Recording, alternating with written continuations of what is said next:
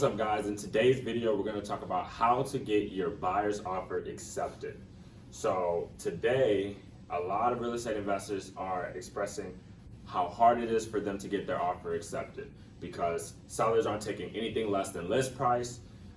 Sellers are overcharging for their property. So their property, they want way more than what the property is actually worth. And today I have 3 tips to get your buyer's offer accepted in any market, whether it's a seller's market where there's more buyers than there are homes for sale, or it's a buyer's market where there are more sellers than there are buyers. Number 1, I have limit your conditions. So conditions, specifically contingencies. So a contingency is a condition that must be met before a sale can go through. So this can be your financing contingency, where you're saying, look, I have a contingency in the contract where I have to make sure that I can get the loan to buy the property.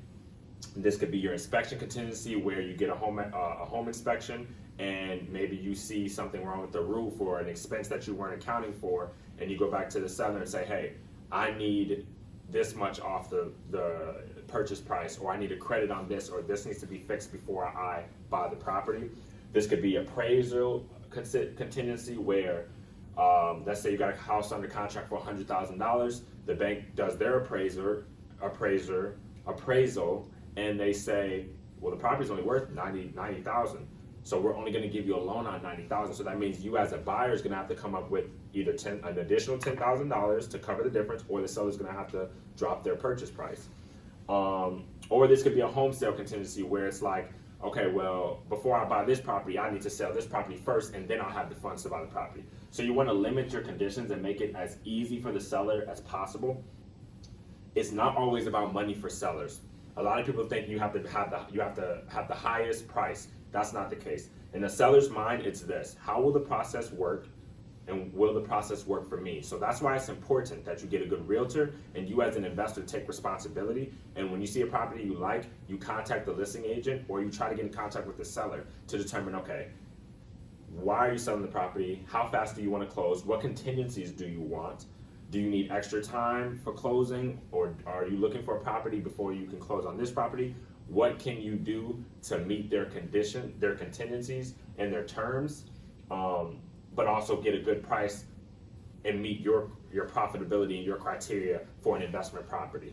So it's very important that you limit conditions so that you make the process less stressful for the seller. You don't make it such a hassle to sell the property, especially if they're a motivated seller, where they're selling the property because of a death of a loved one, or bankruptcy, or marriage or divorce, or an employment, they got a new job, or a loss of employment where they need to quickly sell the property to transition on to their next phase in their life. You want to limit the conditions. So it's important that you limit the conditions and you watch your contingencies as well.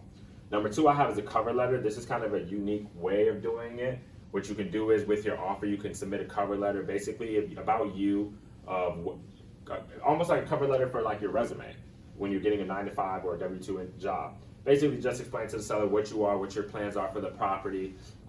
If you're a real estate investor, you may say, hey, I'm a real estate investor, helping Section 8 housing, or affordable housing, or student rentals, or families, or something, basically to kind of get, build a relationship with the seller, and let them know that the property is going to be in good hands, and that just a little bit about you, and you let the seller do that. A lot of buyers don't do that, so this would really separate you from other people submitting offers on the property, because now the seller gets a little bit to know about you and what you're doing. And number 3 is multiple offers. So when you submit an offer, more than likely the listing agent is going to come back and say, hey, I need the highest and best by this date. You can submit more than one offer. You don't have to submit just one. And we as human beings we do better when we have options. So for example, if a property is for sale and it's worth, the purchase price is $100,000, but I want to get it for $95,000, option A is just to submit an offer for $95,000. Or I can submit an offer for $100,000, but get specific contingencies and conditions. Or I can also submit an offer for the $95,000. So basically, I'm giving the seller two different options. We can do this, or we can do that. And that also will increase your chance of getting the property under contract because you're giving the seller options. And based on their situation, if they need to move quickly or transition, they're moving to a new state, or they need the money now, you're giving them options. And we as humans do better when we have options, and it increases your chance of getting the property under contract when you submit multiple offers and give the seller A or B options. So these are three things that you as a real estate investor can do to get your buyer's offer accepted, as well as talk to a real estate agent.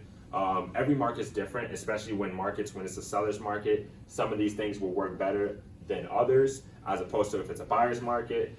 Some of these things will also work better than others. So it's good that you build a good team, and you get a good real estate agent, and you guys figure out a game plan on how you're going to get properties under contract and what can you do to get your buyer offer accepted based on your market and the condition of the economy, if it's a seller's market or a buyer's market, as well as what interest rates are. Because usually when interest rates are under 4%, home prices increase. When interest rates are let me say that again. When interest rates are under 4%, home prices are going to be high because more people are going to be wanting to get a loan to buy houses and things of that nature.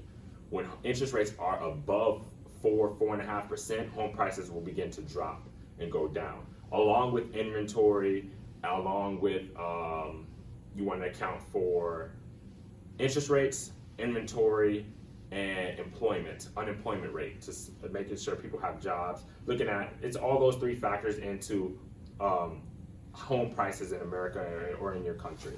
So these are three things you can do as a buyer to get your buyer's offer accepted. If you like the video, make sure to like, comment, and subscribe for more content like this on real estate investing, business, entrepreneurship, mindset, and personal finance. And I'll see you in the next video.